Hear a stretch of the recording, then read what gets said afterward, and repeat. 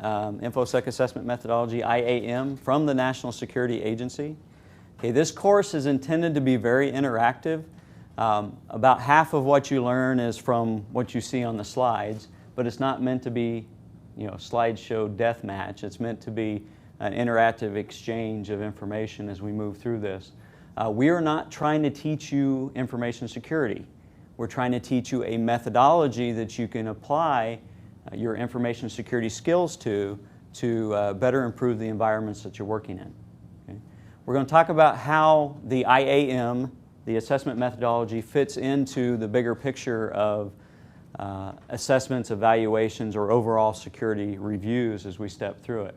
Now, the IAM itself is not meant to be an audit or an inspection. Okay? It's meant to be a cooperative effort between the entities that you're working with. Doesn't mean you can't use portions of the methodology to conduct audits or inspections, but it's really meant to be a cooperative effort to be a true IAM. Okay? And we'll talk more about that as we step through. A little bit about our agenda. Okay? We try to start as close to 8:30 every day as we can, and we will do our best to do that. We always have to deal with traffic. That's not a huge issue. There will be breaks. There are some fairly logical points for breaks. There's also a place for lunch, which is always important to everybody, right? And then we'll actually work through. You have 2 modules today and 2 modules tomorrow that we'll be working through. What time we get out of here is completely dependent upon you. Because you have group exercises that you have to work. Once you're done with the group exercises, then we can move on to the next portion. The second group exercise is done this afternoon, and when you're done with that, we're done for the day. Okay, so it's completely dependent upon you. Day 2 activities will start again about 8:30. Module 3 will take most of the morning tomorrow. You'll then be assigned your final group exercise. You probably will do lunch right around that final group exercise. Then we will do the presentations from that, and then we'll do the Module 4, and then you'll be ready to test. Everybody in the room will be taking the test. Okay? The UAT students, even though you're not qualified for certification if you don't have the 5 years of experience, you're still taking that test because part of your grade is based on that test. And then, of course, the other folks that are going for certification, that is when it gets graded by NSA, and then that gives you your certification as you're done. Okay? If at any time you have any questions, feel free. Please raise your hand or pop up and ask. Okay? What are we trying to do? Well, we're basically trying to show you a standardized baseline methodology to do an InfoSec assessment, an InfoSec review of the posture of an organization. Okay? The assessment is not a hands-on activity. You're not running scanning tools. You're not plugging into the network and running Nessus or Saint or anything of that nature. You're looking at the organization from the 50,000-foot view, the big picture. Okay, what does this organization do? What is their mission? Who are their customers? What do they need to have in place in order to accomplish that mission? What kind of information do they need to have in order to effectively address their areas of responsibility? Okay. And then what security measures need to be in place? What policies, procedures, what kind of structure need to be in place in order to effectively support that kind of environment? Okay. And so that's what we're addressing with the IAM, is the organizational level. And you'll see that as we step through. Okay, so in this module, we're going to talk about how assessments fit into the overall vulnerability discovery process. Okay, we're going to introduce the whole purpose of the InfoSec assessment, and then we're going to identify the assessment steps and their goals. Okay. Module 1 is an introductory module. Module 2, 3, and 4 will actually take this information and break it out into logical steps as we go through. Okay. Okay, so assessments, level 1. The IAM is a level 1 activity. Okay? Cooperative high-level overview. This is that 50,000-foot view I just mentioned. We're looking at the organization's information, their mission, the criticality of that information as they step through. We're looking at their policies and procedures. How do they communicate? How are they structured? It is not a hands-on testing activity.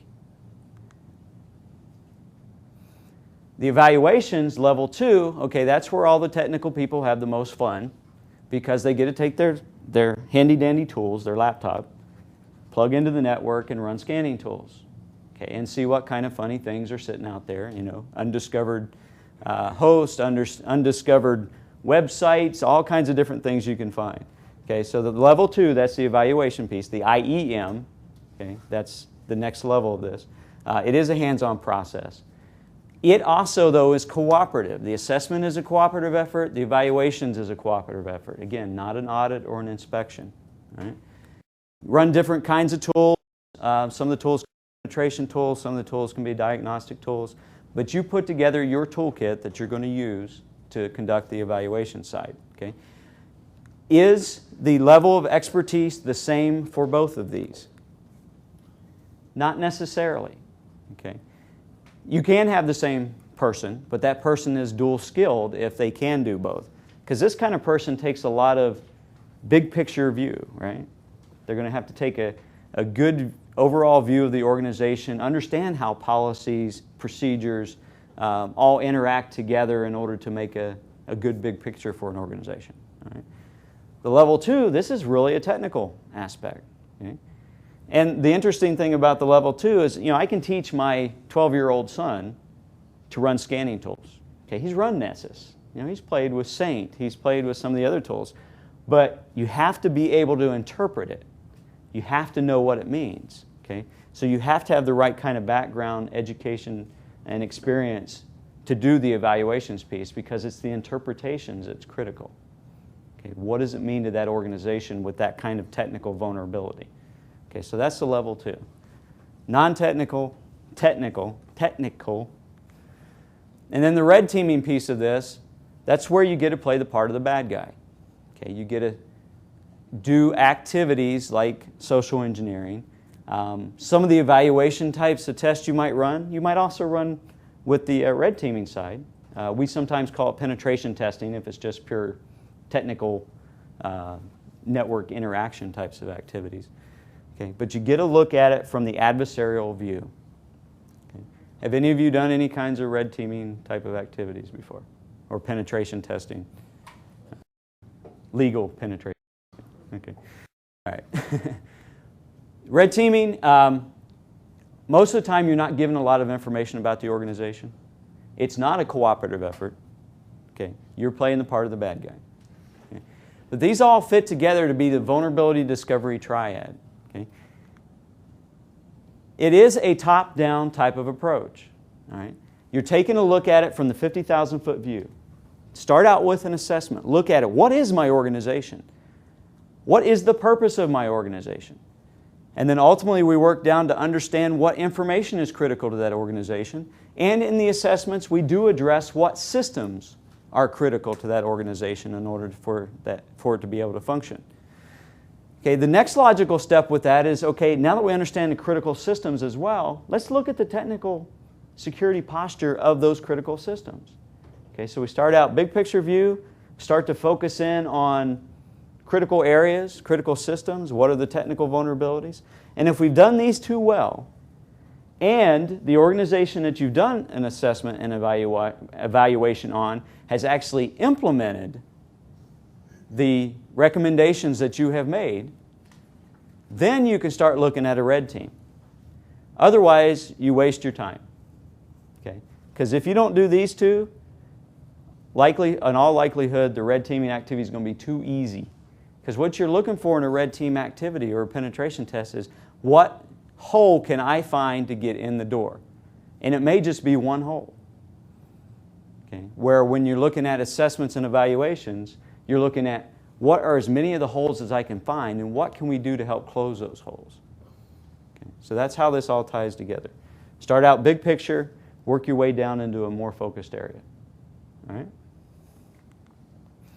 From a time frame perspective, okay, this is just kind of a guideline. It is 100% dependent upon the kind of organization you're dealing with, how complex they are, how spread out they might be. Any of that plays into the time frame you have to deal with. Okay?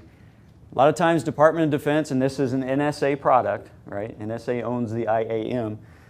They have a lot more flexibility in time frame than the commercial world does. Okay?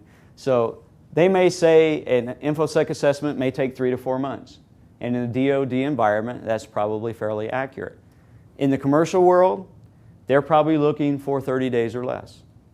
Okay, because it's a money issue at that point, right? So you're looking at it, what is going to make sense for this customer? So whatever customer you're dealing with. Okay, so InfoSec assessments, 3 to 4 months. Evaluations, 3 to 6 months. Again, most of ours are 30 days or less. We do these in our business process as well. So the customer really does drive the time frames that you're going to have to deal with. All right. If you have very large, complex organizations, or if you're doing internal types of activities, you have a lot more flexibility with your time frame.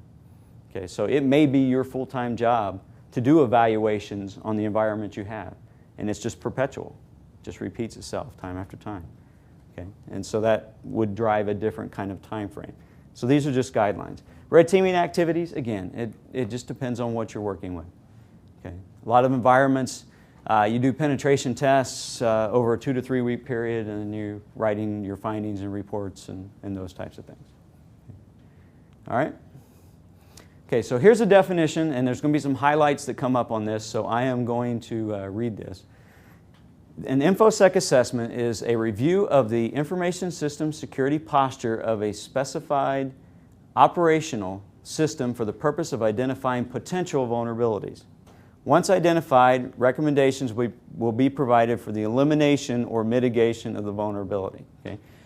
We say operational systems. Why? Why do we say operational systems? Are the operational systems the lifeblood of the organization? Are they the ones that basically help the whole organization to function, to operate? Okay, the answer is yes. And does that mean, though, we don't care about test systems, development systems, those types of things? Okay, the answer is we absolutely care about test systems and development systems, because those systems are in all likelihood someday going to become what? Operational. Okay, so they aren't forgotten in the process, but maybe there's some prioritization that has to go on, right? And so the operational side has to be addressed because that's the ones that are actually functioning today. Okay, and we look at the test systems, development systems, etc., and identify what the potential vulnerabilities are there so they can be addressing those as they finalize the development process. Okay, so that becomes part of it. Don't forget about test and development systems. Make sure you address them at all levels. We say potential vulnerabilities because we don't necessarily know yet what are mitigating factors that are in place yet. Okay? We will discover a lot of that as we step through our methodology. We'll have a better understanding of the organization. Okay? And we also need to understand that there may be some holes that we cannot close. There may be some vulnerabilities that have to be there for some operational need, and other mitigating factors have to be put in place.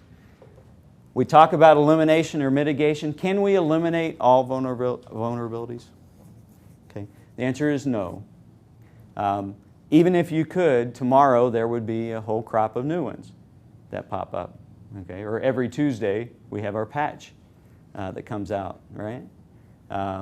Every week or two we have new virus definitions that come out from Norton. So there is no such thing as 100% security. We cannot eliminate all vulnerabilities, so we have to address mitigation. Okay? There may be some vulnerabilities that we have to write a policy in order to help protect against a certain technical vulnerability. Okay?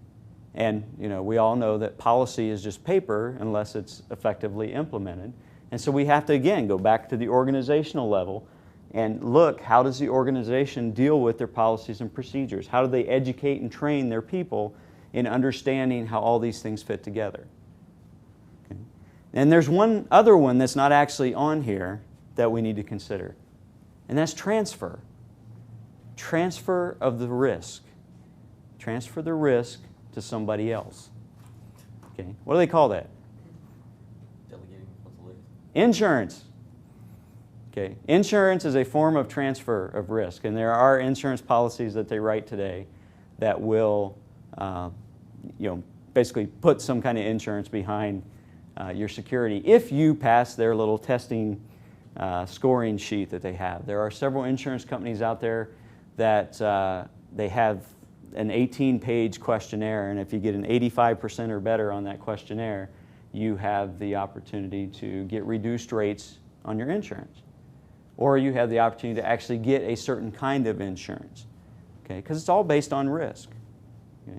And we know we have insurance for the purpose of managing risk, right? You have car insurance. Okay? Car insurance is based on risk. What is the likelihood of you getting in an accident? Or a larger group of people getting into accidents and costing the insurance company a certain amount of money. Well, the one piece of this is, you've heard of business risk, right? Well, what's the risk to my company? Financial risk. The stock market is heavily risk-based, right? Okay. Well, does security risk and business risk tie closely together? Yeah, absolutely they do. And a lot of times you'll find the security part of an organization under the risk management area of the company. Okay, so your CSO or your chief security person may actually fall under the risk management area of the organization. Okay. And it's going to vary by company. Okay. But that's where we tie that all together. We say operational systems, we say potential vulnerabilities, and we eliminate or mitigate, or we transfer. Okay, some measure of that. Okay, some of the characteristics of the assessment, as we said, no hands-on testing. We're not actually plugging into the network and running scanning tools. It's cooperative, or it's by request only. Okay? In a pure IAM, you're invited in. Okay? Now that doesn't mean that you're not invited in by a higher level of the organization to do an assessment on a subordinate unit or another area of the organization. And oh, by the way, they didn't bother to let them know that they were bringing you in to do that. So then it suddenly has an audit feel. And honestly, sometimes maybe it is. But that's not the purpose of the IAM. It's meant to be cooperative, because the kinds of information we have to gather, we cannot gather without the assistance of the individuals within the organization. And we'll talk how that fits together more in a little bit. It has to be timely. Okay? If you do an assessment today and you don't tell the customer your results for 6 months, how much value have you lost in your findings? A great deal. Okay? So it has to be timely all the way through the process. You need to accomplish it, get the results in, get the recommendations in so they can start to improve the process. All right? Management buy-in is extremely important because of that needed cooperation. Okay? In most organizations, if management says, these people are here, they're here to help, and we need you to provide them the information that they ask for, in most organizations that opens a lot of doors. Okay? There are always some individuals that will be difficult to work with, and I think we all understand that, and in our short lives, we've run into those kinds of individuals before as well. But get management buy-in and get them to tell the organization that they really are an important part and that they approve of this and they want this done. Okay? Success depends on cooperation of people. Non-attribution, okay, again, it's meant to be a cooperative effort. Non-attribution means I am not going to list your name specifically as providing me any single piece of information. Okay, so your final report isn't going to say that Martin said or Chad said. It's going to say the organization, here are your identified vulnerabilities, and here are the recommendations based on our findings. Okay? So what you're doing is collecting information. You're going to validate that information across multiple people in the assessment process, and also validate that against their policies and procedures and the other information they have in place. And then you're going to put that all together into one big report without identifying a single individual. Okay, that's what non-attribution is. I'm not going to tell on you. And obviously, findings are protected as proprietary.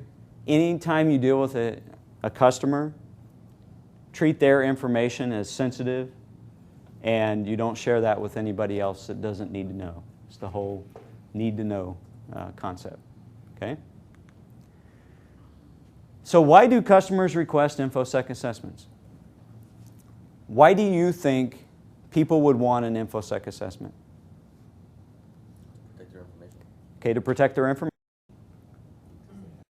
Because they have, and why do they have to? Federal regulations. Okay. Sarbanes-Oxley. Okay. HIPAA, Sarbanes-Oxley, FERPA. Okay. Federal Education, it's the education one. I forgot the acronym, but it's one you guys fall under. Okay. What else? Customer trust. Customer trust. Okay. Maybe to get an outside perspective of how things look to somebody like an outside. Okay. Third-party review. Okay, so a third-party perspective. Okay, sometimes they do that because it's the right thing to do, right? Sometimes they do it because they have to also. Could be the third-party review could be a contractual requirement. It could be an insurance requirement. Or it could be, well, we just want an outside third party just because we think it would add value to our organization. Okay, what else? Prepare for audit. Prepare for an audit. Okay, prepare for an audit or inspection, absolutely. All right, so we understand that there's many reasons why an organization may have you come in to do an assessment. Okay. The first one, because they have to. Okay, there's certain things that drive them to have these done on a periodic basis, whatever that time frame is. Okay, and as we said, there are multiple regulations out there you have to deal with: Sarbanes-Oxley, HIPAA, FERPA, NERC has requirements. That's the energy side of things. Okay, and many industries do have those specific ones you have to deal with. Sarbanes-Oxley is a huge one. It addresses all public companies and even has elements for private companies. Okay? And there's hints that someday Sarbanes-Oxley may actually apply directly to private companies, not just to the public companies. So these things will change over, the regulations will change over time as well. Okay? They want, system owners want a certain level of confidence that their information is protected. Okay? Because if they walk in not knowing, and some things happen, then they're in a bad spot with their board of directors or with their own employees, with their owners. Okay, so they want to have a level of confidence that their information is protected. Okay, obviously, as part of a good security engineering and management practice, okay, the right thing to do, yeah, that's a big part of it. In response to suspected threats, security incidents, and red teaming activities, we do get a lot of calls based on that one right there. Okay? Something has happened and they don't want it to happen again, or they don't want anything similar to happen again. And so they call in for third-party expertise or somebody to come in and evaluate where they're at and what can they do to help eliminate these types of activities. All right. An independent third-party review. And a lot of times, and this is a tough one, this bottom one, as a comparison with similar organizations. Okay? First off, your information that you've gathered from any other customer you've dealt with is sensitive information. And that information belongs to that organization. And if a customer comes in and says, I want to know how do I compare to my competitors, you have to be really cautious as to how you approach that. Okay? The idea of the assessments and the evaluations is not necessarily to compare organizations, but to look at what is the structure, what is the implementation of security within the organization that you're looking at right there. And what best practices, and those best practices come from the experiences that you've gained, and those experiences obviously come from looking at other organizations. Okay? But it's a best practices kind of concept on what they can do to help improve their security. So just be really careful with this one.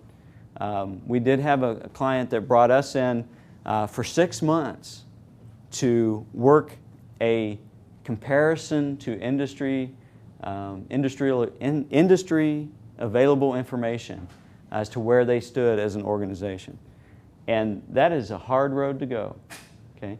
There was one of the big car companies recently had a group of people go out and talk to other car companies to try to find out how they do certain kinds of, this wasn't security related, but certain kinds of implementations within their environments. Okay? These were competitors of these other car companies. And so they had a really tough time getting in the door to collect any kinds of information. And I guess their ratio of success to failure was 2 successes and 12 failures trying to get in to the different places and actually talking to people to collect that kind of information. You're going to run into that same kind of problem on the security side. Okay. So what you really want to do is make sure you're implementing best practices, and those best practices come from your education, your experience, and the things that you've dealt with. All right. Okay, so the purpose of the InfoSec assessment, as we step into this process, and we're going to step you through each of these steps throughout the next 2 days. Okay, we're going to determine what information is critical to the organization. Okay? Well, actually, first off, we're going to say, what is your mission? What do you do as a business? What does your organization do? Then, what critical information do you have as an organization? And how does that how does that information affect you from a security perspective if you lose confidentiality, integrity, availability? All right? Once we understand the critical information, then we're going to go into critical systems, which are those systems that process, transmit, and or store the critical information. Then we're going to determine what their posture should be. Okay?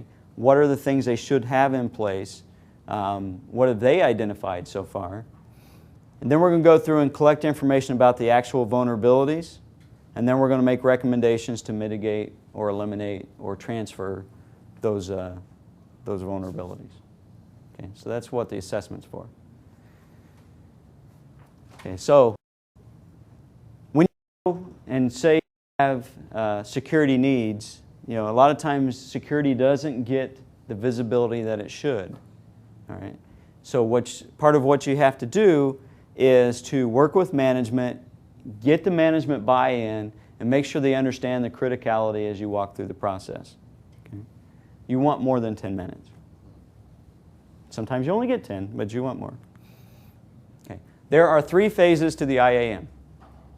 Okay, and these are very creative names, right? Pre-assessment phase, the on-site activities phase, and the post-assessment phase. All right, the pre-assessment phase, that's where we go through and say, okay, customer, who are you? What is your mission? What is your critical information? What are your critical systems? What are the boundaries within the organization? Then we're going to do some coordination, do our logistics, do some paperwork. We have this thing called an assessment plan that we're going to write as a result of the pre-assessment phase. Okay, so this is scoping. This is customer coordination. This is understanding the customer. Then the on-site activities phase, that's where we actually go and collect the specific information about the security posture of the organization. Okay? We're going to confirm any information we gathered in the pre-assessment phase, and we're going to add to that knowledge based on the information we're collecting through the on-site activities, which are interviews, documentation review, and system demonstrations. And Module 3 will address the on-site activities phase. Okay?